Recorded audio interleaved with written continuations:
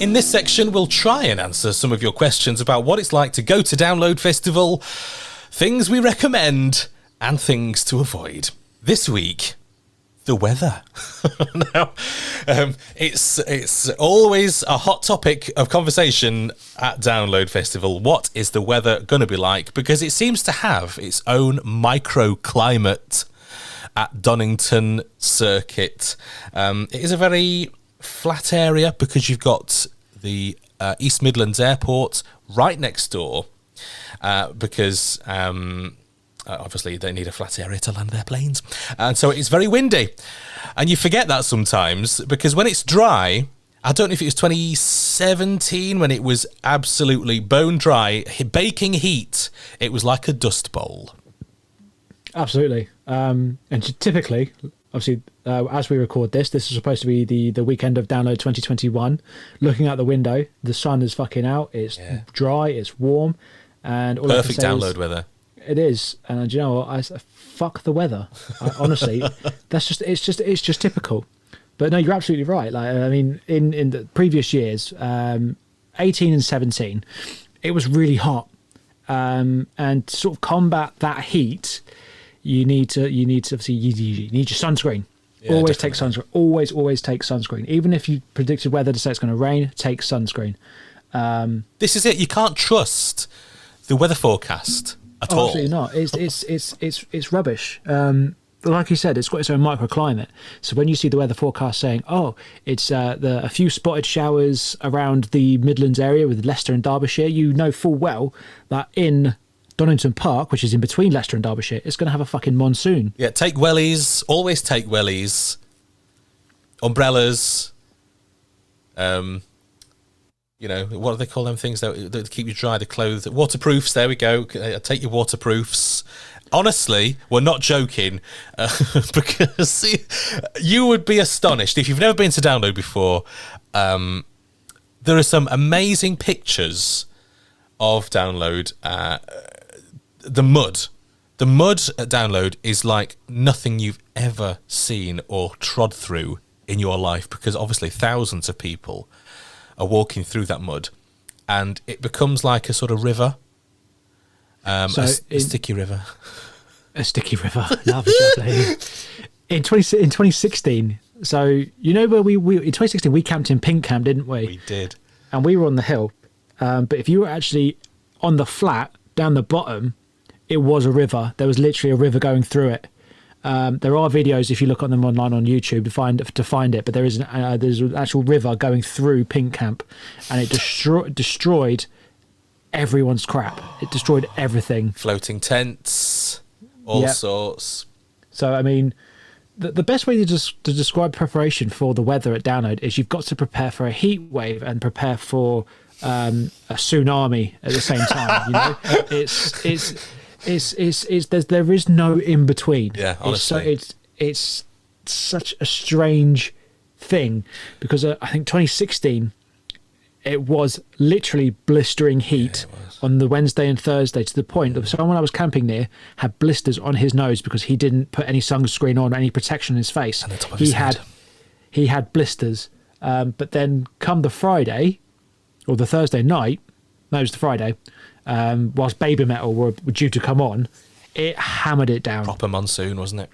And it destroyed. People were screaming, people running, screaming. Yeah. I mean, honestly, looking for shelter, it was so bad. I think I was in a pair of leggings, some novelty leggings, just a t-shirt. I didn't have any, because it's been so beautiful. You don't think, oh well, I'll wear my waterproofs. I'll put my wellies on.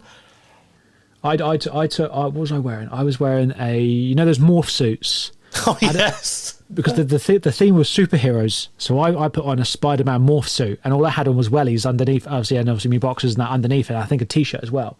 But literally, I got absolutely fucking drenched, and my boots filled up with water that we had to go back and change. Oh my god! It was absolutely insane. But again, that's if we could just pass on any advice, prepare for that sort of weather. Despite what it says on the weather forecast saying it's going to be 20 degrees sunshine the whole weekend, just make sure in your backpack, in your small backpack, you've got a poncho and some waterproof trousers just in case. At the bare take a yes. poncho. Yeah. I mean, they sell them in the arena. They sell them all over the place. I don't know if they charge like a $5 or something. Some of them are literally just a sheet of plastic with a hood. They're a $5, but they'll keep you dry-ish to a degree, more so than if you weren't wearing one. Yeah, and at least that's something, because it is some people's holiday. It's like going on vacation for a few days. It's going to be sunny, and you don't want to take a load of crap with you just to protect you from the weather. I understand that. I completely get that. You don't want to take your raincoats. You don't want to take your massive wellies when you go into the arena. So bare minimum, take a poncho. You can get them from Tesco for like £1 before you go. So you've no excuse not to, because it'll fit in a pocket if you've got pockets. Yeah. But also good walking shoes. Do you know, you beat me to it. I was about to say the same thing. So in 2019, I had a bit of a bad episode where I was wearing wellies all weekend because I absolutely massacred my boots in the mud on the first day. There's pictures of them on, I think you've got pictures of them or something, and they were destroyed within the mud. And I was wearing wellies, and they weren't exactly comfortable on the first day, but by the Sunday, I had to leave. I had to go home. I had to find a pair of. I had to go home to my slippers. I had to leave. I couldn't walk around the arena anymore. It was just so painful. Blisters, all sorts. I missed so many bands. I'm truly gutted. I left so early. I couldn't cope. So yeah, it must have been pretty bad to make you go home from Download. I mean, yeah. To be fair, obviously you know me with obviously my music and obviously how much I love this festival. But to make me go home, well, what time is it? I'm on a month. I think we're on about 2-3 o'clock, and to go home roughly about 3-4 o'clock in the afternoon. Yeah, it was bad. So advice would be, do your research on a good pair of waterproof hiking boots. So that, again, if they're waterproof, you're not going to get soggy feet. But then if it's still dry, they're going to be comfortable enough to walk over, again, stones and obviously the hard grass and hard mud. So yeah, just it's all about preparation. Yeah. They don't really like you going in with umbrellas into the arena. You can have them in the campsite and stuff. But in the arena, because it's pointy, I think they've got a problem with it. I mean, you do see people in the arena with umbrellas because they've managed to get them in there somehow. But I think in the rules, if they see you with one, they're going to ask you to, leave it behind. Yeah, there's actually a YouTube video of again, it's a very very popular group of lads that do the festival circuits all over the country every year.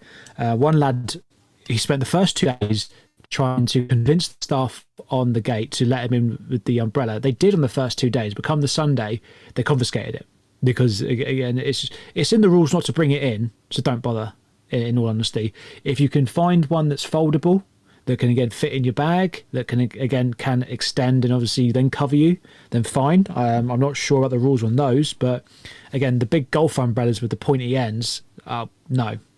Don't bother. It's a bad idea anyway, because if you're in the crowd and you've got a big umbrella up like that, you're gonna hurt people, aren't you? Anyway, even unintentionally.